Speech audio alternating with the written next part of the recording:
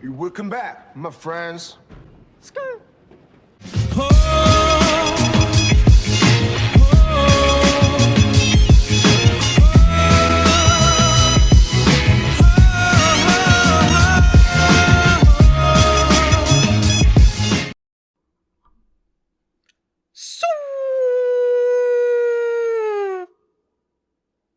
Yeah, I'm bored. Let's talk about Stranger Things and just what a crap show that whole thing was for this episode of The Pitch.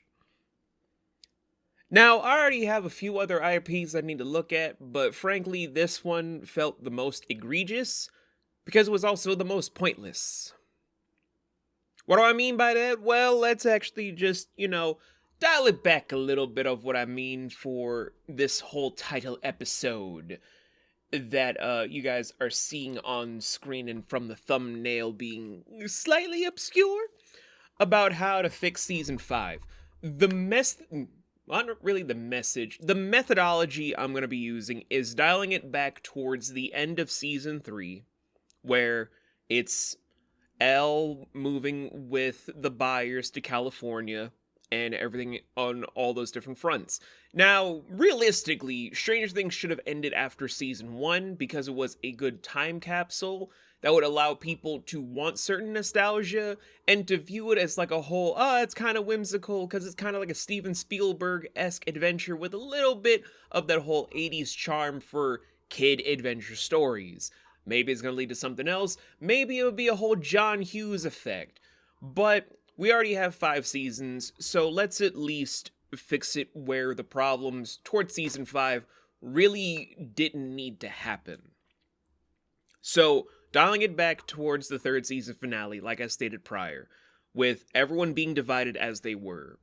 Season 4 could have started off a lot better to set up how the conclusion of season 4 got towards itself to lead into season 5.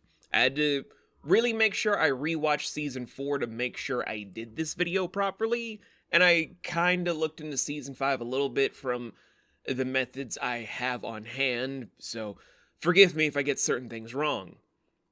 So here's the thing, first things first, let's address the stuff with the D&D boys. What are they going to be doing in this rewrite of things for season 4? Not really anything obscure or out of the ordinary. Nothing really tragic to be spoken of to make it seem like, oh my god, it's a soulless, grim, dark, da-da-da-da. Let's actually dial it back a bit to then kind of showcase something bigger, if you will. Now, I know probably at this point people are just like, those kids are super fucking resilient. They could have just gone through anything and everything. They had no signs of trauma at all. And for a brief bit, if you honestly wanted to explore that, you could have also taken a page from how Disney, with their adaptation of Prince Caspian, did things in a bigger measure, because we had Will's PTSD for being trapped in the Upside Down, but now that the kids have experienced encountering a creature that they deemed the Mind Flayer in such a bombastic affair, if you will, let's just rip the Band-Aid off and just actually address this. What if they did have PTSD that they didn't know how to properly process? I mean, really think about it. Kids entering into high school have their hormones on accelerant so much faster than they would be at a different age. Yes, in middle school, they would have been more susceptible to then showcase different avenues here and there.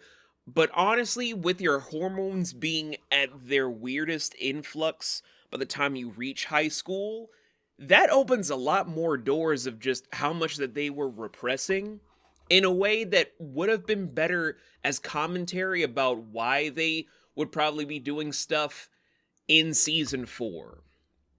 Like, maybe Hellfire still exists, but maybe, and just maybe, Mike is having it worse more than anyone else because of not just the stuff that he's gone through with Elle and their relationship being very tenuous, of it only being a back and forth long distance thing after everything they've gone through, from her thinking that she was dead, from him thinking all this other stuff during the summer vacation, all the will they won't theys that happened to almost have Elle maybe lose her powers, maybe not. We'll address that in a second. And him acting out probably is where his whole thing in D&D, maybe his better output, or basically outlet for him to do better as a person, where maybe Eddie is a better big brother figure to not just Dustin, but to all of the kids. Of Mike, of Dustin, and of Lucas, who really do seem the most lost. Dustin, maybe not as traumatized because he didn't have the biggest attachment factor. He kind of seems like the most emotionally mature of the kids, which is hard to do when you're growing up. Trust me, I know. So maybe he would have a better head on his shoulders to be sort of like the heart of the remaining trio about what's going on. And having that whole thing where it does take his toll, but he doesn't show it as verbose as everyone else. Like, maybe he'll confide more into his girlfriend of Susie, of like sharing the good parts and the bad parts, but giving more depth to Dustin would have been a better follow through to then go into other matters. And then there's Lucas. Lucas being the more distant character in forms of everything from the plot going forward, that definitely could have gone into various different categories, from how seasons 2 and 3 basically have him look after not only his friends and his little sister, who is bound to be killed at this point, but also Max, because of her abusive and racist older stepbrother, thank you, who went through the paces to where here he is trying to make a relationship work with Max, but without having all those big boons that came from her mom's marriage to Billy, I believe. Yeah, Billy's father, so they could live a comfortable life, and they have to live in a trailer park. Don't have them break up immediately. Have them where they're on off-putting footing, because maybe Max wasn't the only one that wanted Billy to die. Maybe Lucas wanted the same thing, and it's shared guilt, but on different forms of traumatic bonding. Traumatic bonding. I don't know why I was trying to do that whole fancy speech pattern sort of thing.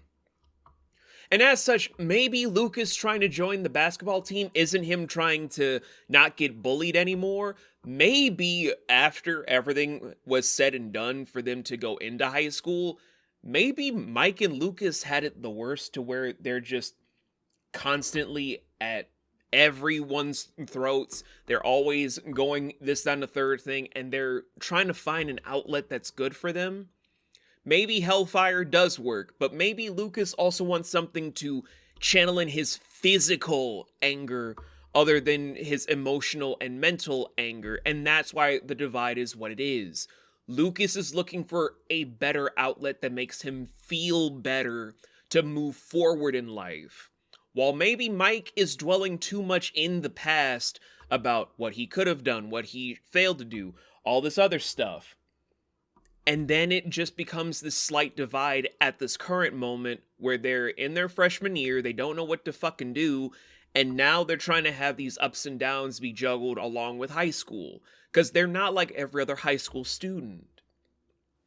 Now let's also get into Elle and Will. Thank you, Brain. Elle and Will in California, where Will is definitely going through the most, but we're also not gonna just, sweep that whole thing under the rug about maybe Will is gay. Because there could have been better signs to showcase that maybe Will has a crush on Mike. Maybe Will just, is gay in the 80s, where it's not as accepted as you'd want it to be. It's not that kind of time period yet.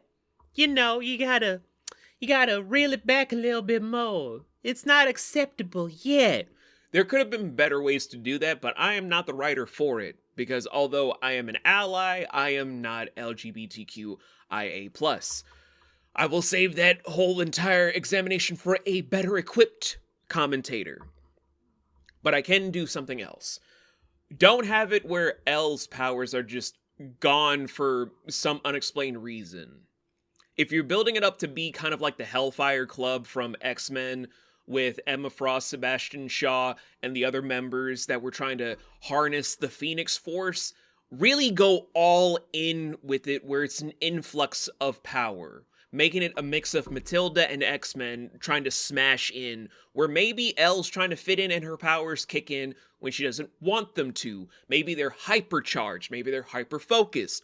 But the whole thing is, she doesn't know how to control them anymore, because her inability to do said ability scaling didn't really help when someone was possessed and corrupted to then also die.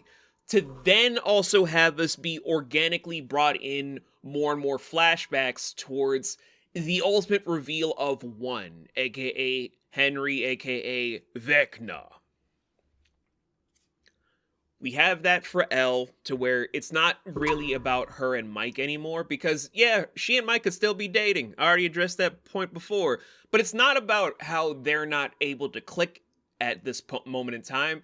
It's that they're both traumatized in a way that the other can't relate to. So they're pushing each other away in a sense that doesn't feel like they're about to break up, but they're not on the same wavelength. Make that their own internal struggle, so that they can come to a better understanding to help one another, even if it's not about, I'm gonna fix you because I need to be the one to be your fixer, your repair person.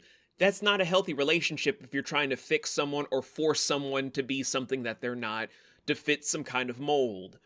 Have it be where it's a whole big arc throughout the season about how they can see each other's problems, offer to be there, but not push it of like, your problems will be handled by me for such and such and the third thing, and then keep that whole momentum going. Keep that shit going throughout the whole paces.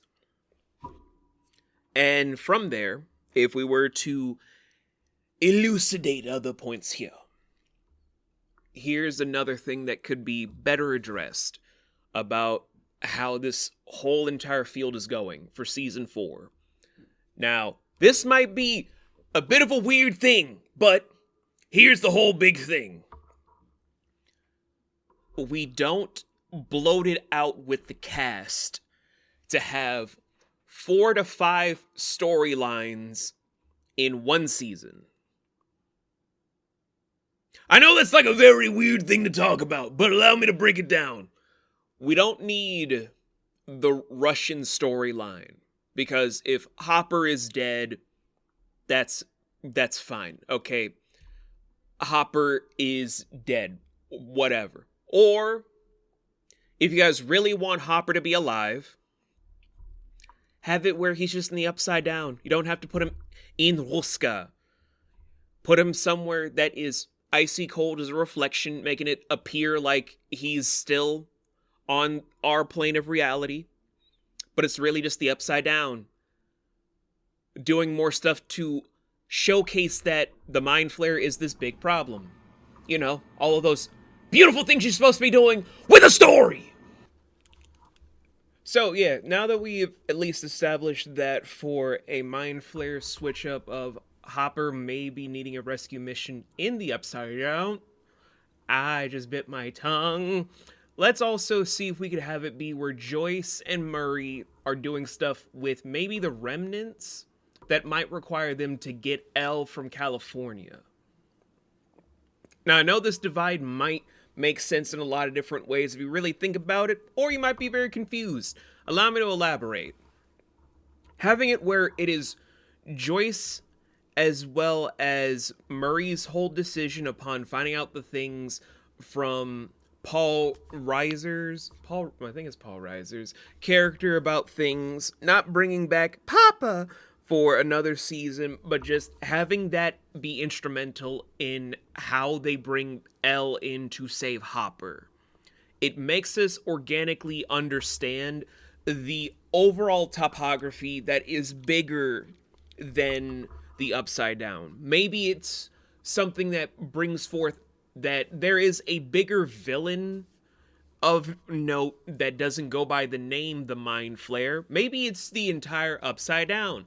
Do a whole Coraline thing that maybe the alternate world is more complex in its nuance than we, the viewers, can properly understand. Maybe there's a hierarchy of villainy that we don't know. It opens so many doors of things if you want to make a flourishing IP about what kind of villains we got, what kind of other things we got, what kind of big pushes we could do. Make all those big things and more about how we can do things more effectively for storytelling.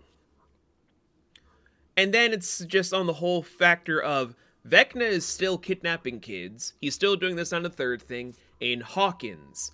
That means that the Hellfire kids and maybe having the stuff with the basketball people or whatever be its own storyline that still kind of does what it does in the original, but not to the extent of what people intended it to be.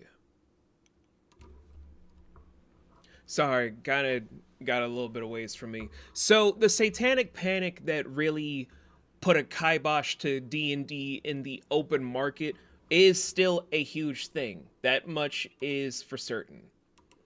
And in doing so, allows a lot of people to kind of look different ways, sometimes side-eye, towards how to make it a bigger thing. So what if, by chance, the basketball kids find out about how Lucas may or may not be using the Hellfire Club as an outlet for things, and it's also tied to other problems? Like, maybe we could use this as a backdrop of maybe the citizens of Hawkins were keeping track of, all of the weird here's and there's going on of, cars being crumbled, destruction in people's houses, having an entire facility just up and be vacant for no apparent reason, various people just disappearing, and so many other frequencies throughout the world. Make it organic storytelling of people really pushing forth, and that pushes it to where Hawkins maybe would want to get a bigger push to have like a more open group of people that are looking for answers, not making a separate storyline, but introducing that there are more of a familial bit of drama beats that are more head first than what you're trying to ascertain in this moment. Hell, maybe Ma and Pa Wheeler are a part of this group. Who the fuck knows?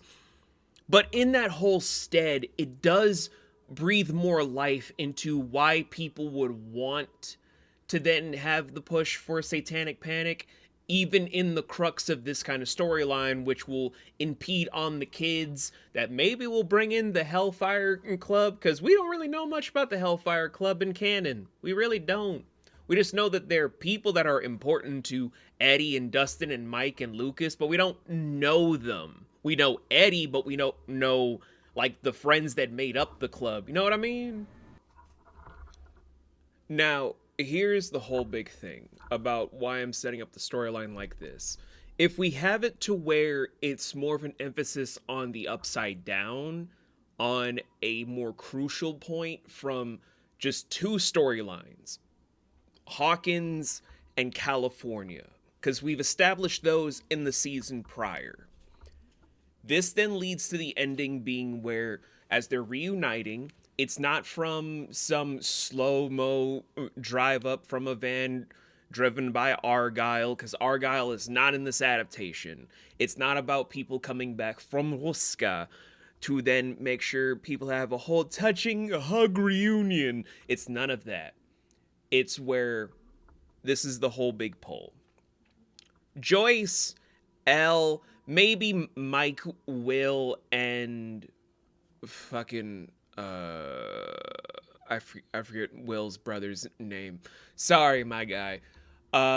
We have it where those people that went to the Upside Down looking for Hopper emerge in Hawkins right after the big divide happens, where the Hawkins team did their best to stop Vecna, but then lost a good few people in the process. Most notably, Eddie still dies in this adaptation. That much we're gonna keep in, because fan favorite from how he is played. But then we also throw in maybe a few more moments with the Hellfire Club members, have them have more motivation to be there, and maybe we lose one of them, making it come more full circle to where the emotional anchor, being Dustin, is now as broken as Mike and Lucas, who can now join up with Will. Maybe Will still has a thing for Mike, maybe he doesn't. Maybe the whole factor of him not telling Mike is better explored this way. Jonathan! That's his name! Jonathan Byers. Thank you, Brain. And then Jonathan still is able to bond with his brother about he knows he's different, but he doesn't have to say anything until he's ready, because maybe it's not about he likes Mike like that. Maybe it's just they're bonded by trauma at this point rather than childhood friendships. What they've experienced has now overwritten what they have had as children, because the cultivating point of their unique things into the coming of age phase of their adulthoods is now tarnished in trauma, in life or death situations, in all these beautiful things that really get wrecked by what they're experiencing in the here and now for the last few years. We have that where everyone reunites in Hawkins, but because of this, we now open up to where season 4 would end with Hawkins, not with a denouement sort of effect, but we're watching as Hawkins is twisted into an amalgamation of half upside down, half normal world. We're trapped in this whole entire hellscape where there is no evacuation, there is no nothing, as it's slowly starting to enrapture all of the world. Not just Hawkins, not just America, but the entire world is starting to be coated in this enraptured effect going through. Now, I know you're probably thinking after this long bit, where does Season 5 come into play? This is why the buildup I had to do here goes into how to fix Season 5. Because I'm doing this without ChatGPT. I'm doing this straight off the dome. So enjoy. Because the world is this in flummox, we shouldn't keep this in the 80s. We've already milked the IP to be whatever people want it to be for whatever kind of nonsense you want it to be. Instead, have it be where there is no time for school, there is no nothing. This is war for the kids. You wanted child soldiers to be the narrative after so long because you wanted it to be an action film. Make it where it is 1990. But nothing feels like it has changed since the day everything was just bled into where it is now. The kids have grown, the adults are growing with them, but the world doesn't seem to have changed. The Wheeler household, still in flux of trying to be in the present but trapped in the 80s. The world is in flummox to where no one knows what the time frame should be, what any of reality is meant to be. And yet the whole entire drama of it all, as I'm getting dust off my fucking microphone, comes from the fact of they need to reseal everything about the Upside Down. We don't push it to where romance has to be the overall nom de guerre sort of motive that we have for the characters doing whatever. Nancy and Jonathan and Steve having a will they, won't they love triangle, throw that shit out the fucking window. We have no time for that. Robin having her Molly Ringwald girlfriend from marching band, throw that shit out the fucking window. Will needing to do stuff about having a weird coming out thing in a very calm ChatGPT script read, we're not doing that. Mike and Elle having their whole relationship be dependent on a bunch of stuff about this and a third thing, throw that shit out the fucking window. Max being in a fucking coma, and then having it only be where Lucas saves her, we might want to keep that. Might want to keep that. Actually is kind of cute. Give Lucas a little bit of love, because I did not love him in season 1. Got on my fucking nerves. But this is going to be the time where everything of what they wanted to accomplish and what they have been fighting for should matter most. Don't make it where it's just they're trapped in Hawkins trying to do this, that, and the third thing. Have it be where the battlefield is where everyone has been learning, been training, and doing what they can to survive, so that there are no other people suffering the same way they have seen over and over and over again. No longer having just passive people and only having Elle save the day. Give other people other chances. Mike being the leader of everything from what has been built up about him being this virtuous sort of creature on the field of D&D. Maybe he's picked up some stuff. Maybe, much like his sister Nancy, he's able to handle himself in a fight at this point. Training with Hopper, training with a few people that were from the lab that didn't get killed, because we don't have Papa. That means we don't have that weird flummox point that we had before. And so we have it where Mike is more reliable in the field. Lucas, being the ranger, maybe he has better skills as a marksman. Maybe he does some good stuff with artillery. Make him an artillerist, maybe a machinist. I don't fucking know, but make him more viable about the stuff that he does, from having a careful ear and eye for every detail. Dustin, trying to now make heads or tails of stuff. Maybe he's gonna need some better help at this point. No, it's not a sponsorship ad. Get that fucking scam out of my goddamn face. Maybe get him some better help with Steve trying to do some stuff with him, because maybe having his older brother figure with him would try to shed some more light, because even though season 5 dropped the ball a lot, maybe still have that whole thing where Dustin is so afraid of losing people he's pushing away, not just Steve, but everyone. The remnants of the Hellfire Club, his close childhood friends, his girlfriend Susie, who I don't think is brought up at all in season 5. Make it so every connection that was being formed over all of these years is tested from all of those interwoven things of the internal crimes, and make that matter. Make the whole thing of it matter. Bring in that juiciness, that wonderfulness that's just into the entire feeding tube of what's happening. That delectableness, just get that old good nibbling. Make that shit matter. So that from there, we have it where I would say by, I don't know, episode 3 having it be where Will turns out to have powers from the Mind Flare, the same way that Henry was also given powers by the Mind Flare to set up things in other different accords.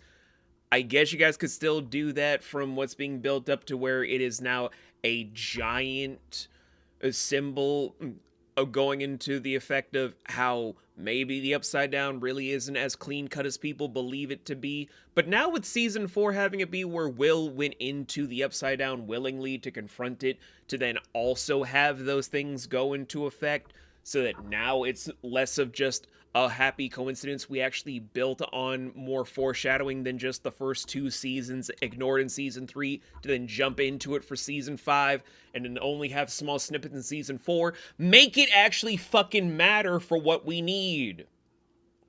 And so, when we have that whole notion and we have that whole motivation point, for the external conflict, it's less about Will being in this predicament because Vecna's like, oh, I know that you're gay, and therefore, because you're gay, we need to make sure that you feel bad about being gay. Otherwise, if you have people learn that you're gay, it's going to become such a terrible thing because you're gay. Really, Netflix, you let the Duffer brothers just, I don't know, have this weird ass shit happen. This is the dumbest fucking thing I've ever fucking heard of. No, make it so the Mind Flare is, I really hate to put it like this, but maybe have the Mind Flare act more like how a lot of horror villains tend to mold their victims into tools of war. If you get what I mean, you get what I mean. This is the whole coup de grace I'm trying to present. If instead of having it just, we only have all of these things in one motive, we have it where it is built off different sort of fields, I guess. Because now it's Will fighting himself over being a puppet of the Mind Flayer, the same as Henry. But it's not about Vecna being passive at this point, because now we've already instituted that Vecna is trying to assume more power because of the Mind Flayer, because of the whole global shift going through and whatnot. That means he has to be more of an active presence, which means more battles with Will and Elle and whatnot about all the different psychics that might be in the world that weren't picked up by everything from the pseudo Philadelphia experiment and all that sort of stuff. Have it built through all those different things, and then we hammer through that maybe, just maybe, this is going to be a life or death situation to where people will die and it's going to stick that way. And now you're probably at the point of the video like, okay, all right, I'm hearing you. Who do you think would die? Honestly, if you wanted to be more effective, here are 5 people whose deaths would have really shaped something beautiful about the series. Number 5, kill Dustin. I'm saying this as the biggest fan of Gatton. I love his character. I love him as an actor. Out of all the Stranger Things kids, I think he's going to be one of the few that's going to be alright. But killing Dustin sets up a chain effect. That domino effect going through of the chain event of everything that goes tipsy-turvy leads into number 4. Steve Harrington dies right after. Without having his little brother / his child, because let's face it, Steve was team mom and Dustin was his favorite, let's be honest. Without it, Steve would be reckless and do something to where his last stand would do things of just maybe he went a little bit too hot too fast, and his last stand trying to do stuff in honor of Dustin led to his death. Which now goes into number 3. We have Joyce die. Joyce's death could probably be where they're trying to get through and find something that would reverse the effects that brings everything back safely. We have it where Joyce is probably in a control center somewhere doing her best to relay all the best information.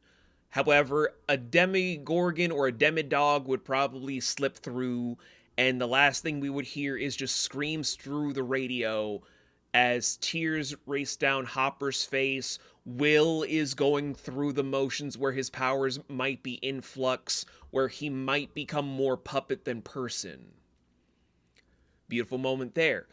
Second person that is the penultimate death would be Hopper. Hopper's death sets up the final piece that we would need, and from it, we then go into the affair that he's doing it to save Elle and save Will, because this all started with Will's disappearance and Elle's appearance. Those two parallel events run perpendicular with how Hopper, being the sheriff of the town, was the biggest crux for his character to try to find solace in the fact of his child's death wasn't his fault. So if he could save these 2 kids that he spent the entirety of the show trying to protect, maybe this is what is necessary to bring forth closure for himself. And with it, the final person that needs to die that would reset the whole boundaries of the world to close up everything and to halt the plans of the Mind Flayer. Not make it seem like the Mind Flayer is pathetic and easily defeated. Have it be where the defeat is so meaningful that he has to start again anew with different parasites throughout the world that he can harvest. Or it can harvest, if you want it to be gender neutral. L/11 needs to die. 11's death being the penultimate event that not only erases Vecna, but erases all of these points, is the biggest crux that we would need narratively. 11 is probably the most powerful psychic that we have in the show. Not counting Callie, who is 6, I guess, but Callie is not important because, spin-off that never happened. Yay! With her death destroying Vecna, and thereby erasing the events to go back to when the fissures and the reality breaks happened, but the kids have already grown, that leaves a permanent wound, a permanent sacrifice that means something. From there, we have it build where the survivors are trying to do their best, but we don't have it be where what 11 does erases things. It doesn't mean we get Dustin back, or we get Steve, or we get Joyce, or we get Hopper back. These moments need to stick. These people need to understand certain things about what they went through, how they could do things to prevent the next apocalypse from happening, but also how to live their lives. Juggling that duality to make sure that what needed to stick is permanent. This isn't just some willy-nilly thing that you kind of just sweep under the rug and be like, and then we just have a happily ever after. No, make this sacrifice stick. These 5 sacrifices that would mean everything to every character needs to have it be where, yes, it's a triumph moment about saving the world, but these people aren't gonna be the same. We don't have it be like, the couples end up settling down, they're ever so happy. Build off of this. Don't make it a denouement of like we're changing up where it's months later. Have it be a slow funeral. Have it be all these other things, but make that shit impactful. I would keep going, but honestly, my time is running short and this has gone on way too long. So I'll see you guys in March. Boom, you feel it when I walk in the room. The shiver up your spine as I loom. The string puller like harps that's keeping y'all in tune.